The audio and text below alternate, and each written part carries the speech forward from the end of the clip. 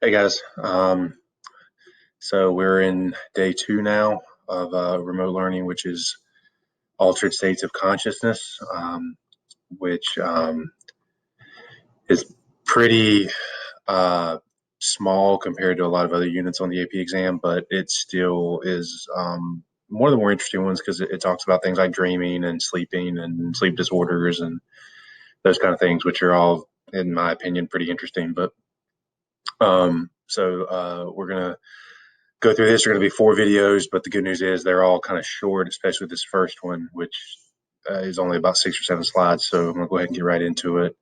Um, hopefully, won't take too long. So this whole unit is centered around consciousness and what it is and what happens when that gets altered or changed because of something, whether it's biological reasons like sleep or daydreaming or anything like that, or also um, non-biological reasons like drugs or other things like that. They could alter our consciousness in some way. So, but again, the definition of consciousness is the personal awareness of thoughts, sensations, memories, and the external world.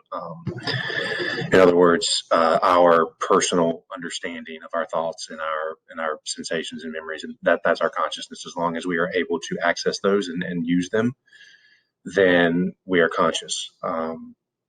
And William James, if you remember him from way back in unit one, um, the first American psychologist, he talked about he described consciousness as a ever changing stream of unbroken, unified things and thoughts, and that's where the term stream of consciousness comes from. If you've ever heard that expression, if you've ever heard of stream of consciousness writers like William Faulkner, they're basically just constantly they're just writing down everything that comes to their mind, and that's what our consciousness is. It's just a constant flow of thoughts, memories, sensations, everything like that. So that's what consciousness is in a very basic sense.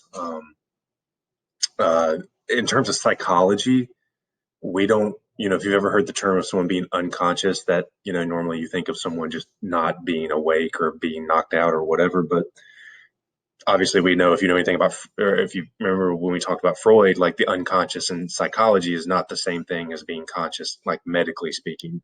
It's not an on off switch. Um, it's not something that, we just flip off our consciousness and go to sleep every night. There's different levels. There's different um, states of consciousness. And that's, like I said, that's what this unit is kind of centered around. And we go through a lot of these on a regular basis.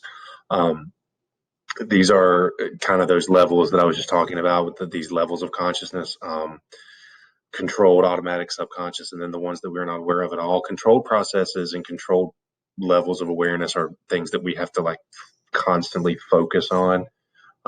So whenever you take the AP exam in a couple weeks, when you are focused and writing your answer to that prompt, you are at a level of awareness and a level of consciousness that requires focused maximum attention. And that's, not necessarily the level that we're always at. But when we are there, that is what is dominating our thoughts and our idea and our thinking and our memories and all that. The next level is automatic processes. These are things that we're not really aware of, we're not really attentive to, but we can still access them even if it's not at a level like the controlled processes that we just talked about. So for example, like when you're talking on the phone and walking at the same time, like the only way you're able to walk with and talk at the same time is because you're able to access your understanding of your body and your sensations and balance and all that without focusing only on those actions. Um, you know, the, some of, some people are better at this than others. I know that I tend to not be very good at this. You guys know that for a fact because I have to stop talking when I sign the hall pass in class, or else I'll write what I'm saying out loud. But some people are able to do that pretty easily. And then obviously subconscious is the things that are below our conscious awareness. We can't access them um, voluntarily, but we can access them whether it's through dreams or kind of unconscious processes that bring those things to the surface, like Freudian ideas of awareness that we don't really control, but we can still access from time to time. And um, then there's that level of like absolutely zero awareness, like we can't access them at all. That's the you know when we are when we're under anesthesia, or we're in a, God forbid we ever you're in a coma or anything like that, then we're never going to be able to access that level of awareness. So that's like the lowest level, the inaccessible, if you will, of our levels of consciousness. Um, but when we're awake, we can, we're also in kind of an active state of consciousness when we're awake. It's usually just called our waking consciousness. And that is when we're, attentive, aware of what's going on around us. We can access our memories and our thoughts and our understanding of what's happening around us and everything.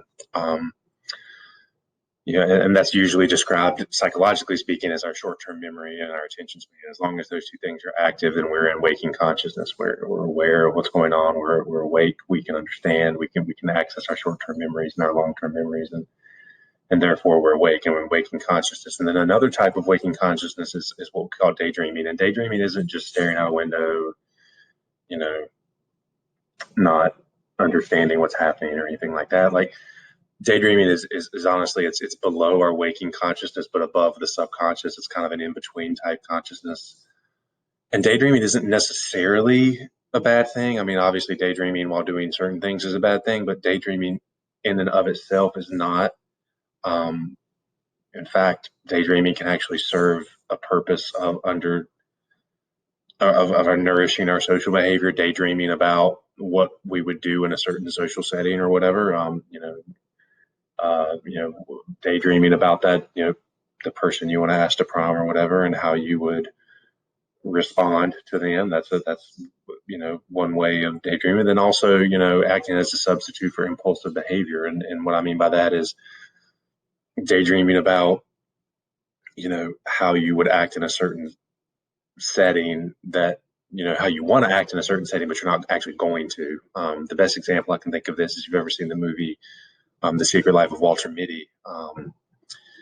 That the character in that movie, Ben Stiller, the character that he plays, constantly daydreams and imagines himself in these grand scenarios, but he would never actually carry them out. And in other words, like, impulsively, he may do those things, but because he daydreams about them, and that's the substitute for the impulsive behavior that he would know that may get him into trouble in certain settings or whatever. So that's a one way that daydreaming can actually be a good thing. Um, and then there's other things that happen in our consciousness, like bodily rhythms, for example. These are things that, there's a couple different types. There's circadian rhythms, and then infradian rhythms are the two that we really talk about in psychology. And circadian rhythms are things that happen over a period of 24 hours. In other words, these are the things that peak and dip each day, like the things that happen regularly on a 24-hour process. Blood pressure, sleep, being asleep, being awake, hormone secretion, pulse rate, heart rate, digestive systems, things like that are all things that happen on a circadian rhythm. And if that circadian rhythm gets thrown off at all, then your whole kind of bodily functioning can be thrown off as well. And the example I use of this is like jet lag. If you've ever, you know, come back from a flight where you're crossing a lot of different time zones, and your body is used to being on a certain time zone, but now you're automatically in another one, or you're in another one. Now your body obviously doesn't just adjust when you go to that time zone. So now, it's going to take you a while for you to get back into your normal sleep and wake cycle and things of that nature. So, it might be 5 o'clock in the afternoon, but your body may feel like it's, 9 o'clock at night. So, you're obviously, you're kind of thrown off in that way. But these are things like, secretion of hormones. So like, obviously things like melatonin, that help us go to sleep. Like in that 24-hour cycle, our body is going to secrete melatonin at certain times as we get closer to when we normally go to sleep. And Again, if we get that 24-hour cycle thrown off at all, then we're going to start getting tired in times when we're not supposed to or whatever. So those circadian rhythms are things that happen in a 24-hour period, and infradian rhythms are things that are longer than 24 hours. They can be seasonal, they can be um, reproductive. The best example of that is the menstrual cycle with females, and obviously that's something that happens every month or every certain couple number of weeks, and that's obviously longer than 24 hours, but yet it's still a cycle that our body goes through.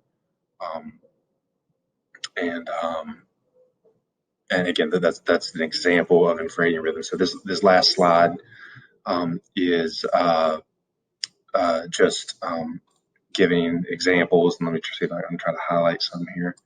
Um, so if we're just starting at, you wake up, you obviously, instead of saying at 7:30, melatonin secretion stops. So therefore, we're not as tired. So we start to wake up, and then about 10 o'clock, we're alert. In the afternoon, this is saying, our best coordination is at 2:30 in the afternoon, fastest reaction time, 3:30. Um, and then again at 9 o'clock is when melatonin secretion starts, saying that it's time for us to go to sleep. And so this is an example of kind of a normal kind of an example of circadian rhythms that would happen on a 24-hour cycle. And you can obviously read through all of them. I just wanted to highlight a couple of things there, but this is just an example of an example of circadian rhythms. So anyway, I think that's it. Yep, that's it. So that's it for the first set of notes. Obviously, we got a couple more, but this is the first one, the kind of introductory one, and I'll be back for the second set here, and whenever you decide to watch it. So.